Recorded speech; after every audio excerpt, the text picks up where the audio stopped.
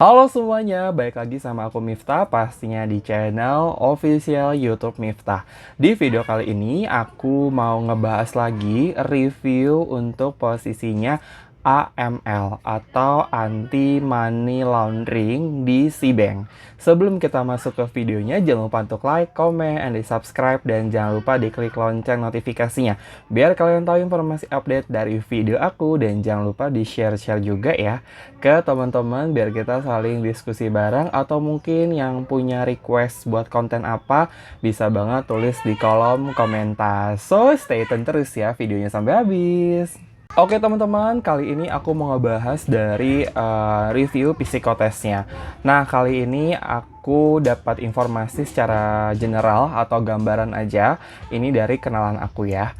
Jadi yang pertama itu untuk psikotesnya ada deret matematika, ada silogisme, ada ganjil genap, dan ada juga tes Kraepelin. Aku ulang lagi, ada deret matematika, ada silogisme, ada ganjil genap, dan ada tes Kraepelin.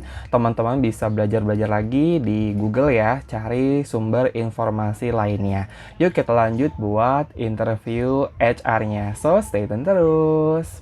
Selanjutnya kita bahas untuk interview HR-nya. Yang pertama itu adalah perkenalan. Teman-teman bisa memperkenalkan diri dari nama, kemudian umur, dan lain-lainnya. Yang kedua itu adalah seputar CV. Teman-teman bisa menjelaskan lulusan dari universitas mana, kemudian IPK-nya berapa, dan lulusan tahun berapa. Yang ketiga adalah pengalaman kerja atau magangnya. Bisa dijelaskan ya teman-teman. Yang keempat adalah jelaskan aktivitas dulu pada saat magang atau kerja yang ada kaitannya sama posisi tersebut. Teman-teman bisa menjelaskan nih dulu posisi kerjanya itu job desk-nya apa gitu Kak. Atau mungkin pada saat magang kalian bisa menjelaskan. Yang kelima adalah kekurangan dan kelebihan. Pastinya teman-teman harus mempersiapkan jawabannya, kekurangan dan kelebihannya seperti apa. Yang keenam adalah apakah ada rencana menikah atau lanjut sekolah ya teman-teman. Yang ketujuh adalah siap bergabung segera dan bersedia nggak nih dengan sistem kerjanya itu shifting ya teman-teman.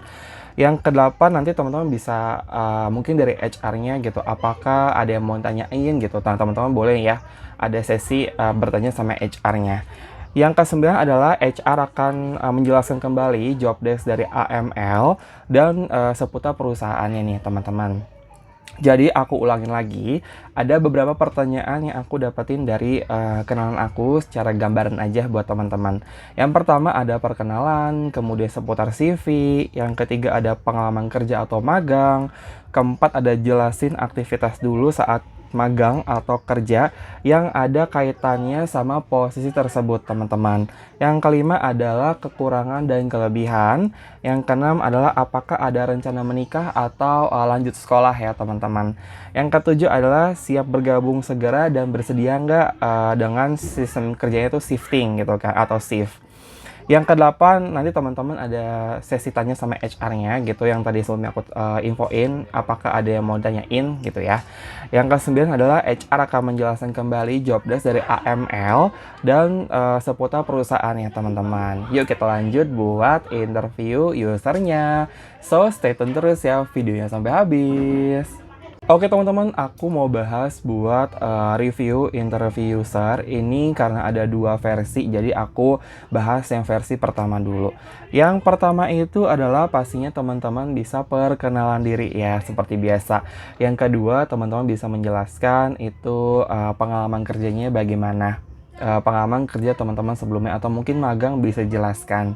Yang ketiga itu adalah AML atau Anti Money Laundering. Teman-teman bisa jelasin nih pengertiannya apa sih kira-kira. Nah itu harus di searching dulu ya teman-teman, informasinya bagaimana, kemudian teman-teman bisa cari intinya apa atau bisa dibuat rangkumannya teman-teman. Selanjutnya ada tes ya, tes perihal baca artikel dalam bahasa Inggris nih teman-teman. Yang selanjutnya adalah analisa artikel perihal kesamaan data calon nasabah, serta ada nggak sih resiko dari pencucian uang atau enggak nih teman-teman. Nah itu dia review interview user versi yang pertama untuk posisinya AML atau anti money laundering. Aku ulangin lagi, yang pertama itu pastinya ada perkenalan. Yang kedua adalah kalian teman-teman ya gitu bisa menjelaskan pengalaman kerjanya seperti apa gitu ya, magang boleh dijelasin. Yang ketiga itu adalah pengertian dari AML. AML adalah apa gitu kan. Selanjutnya adalah tes perihal baca artikel bahasa Inggris ya teman-teman. Yang terakhir itu adalah analisa artikel perihal, semisal kayak tadi. Contohnya itu adalah kesamaan data calon nasabah, serta ada nggak sih resiko pencucian uangnya atau enggak nih teman-teman. Itu sebatas contoh aja ya teman-teman. Nanti teman-teman bisa lebih lanjutnya baca-baca artikel perihal AML itu. Biasanya kan dalam satu artikel itu ada kasusnya atau mungkin ada kayak job desk-nya tuh bagaimana. Yuk kita lanjut buat review interview user versi yang kedua. So stay tune terus ya. Oke teman-teman, kita lanjut buat interview user versi yang kedua. Pastinya ini nggak jauh beda ya teman-teman. Yang pertama itu adalah perkenalan diri. Lalu ada pengalaman kerja teman-teman sebelumnya bagaimana.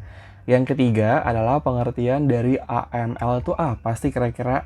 Selanjutnya ini adalah seberapa pentingnya adanya posisi AML teman-teman. Dan job desk-nya tuh kira-kira apa sih? Nah, setelah itu di sini bedanya kenalan aku tuh memberikan gambaran aja teman-teman. Contohnya gini, nanti interviewernya itu memberikan seperti case atau kasus gitu ya. Semisal ada pejabat atau mungkin ada anggota DPR yang mau buka rekening atau sebagai calon nasabah di bank tersebut. Nah, kira-kira teman-teman tuh actionnya tuh apa gitu kan? Seperti ada nggak sih transaksi yang mencurigakan atau gimana? Contoh yang kedua, semisal gini, ada calon nasabah yang mau buka rekening bank tapi sebelumnya itu terlibat dengan kasus narkoba, terorisme, atau mungkin kejahatan lainnya. Nah, teman-teman tuh harus actionnya tuh bagaimana gitu. Selanjutnya, interview usernya tuh bisa menggunakan bahasa Inggris atau bahasa Indonesia. Teman-teman sesuaikan aja. Jadi, aku ulangin lagi. Yang pertama itu adalah perkenalan diri. Yang kedua adalah job experiences atau pengalaman kerja. Yang ketiga adalah AML itu apa sih kira-kira. Selanjutnya itu adalah tadi aku lupa. Seberapa pentingnya AML itu ya teman-teman. Lalu job desk-nya bagaimana. Lalu ada analisa kasus, dan yang terakhir itu adalah interview menggunakan bahasa Inggris atau bahasa Indonesia. Kebetulan teman aku menggunakan bahasa Indonesia. Itu dia teman-teman gambaran dari informasi general gitu ya buat teman-teman.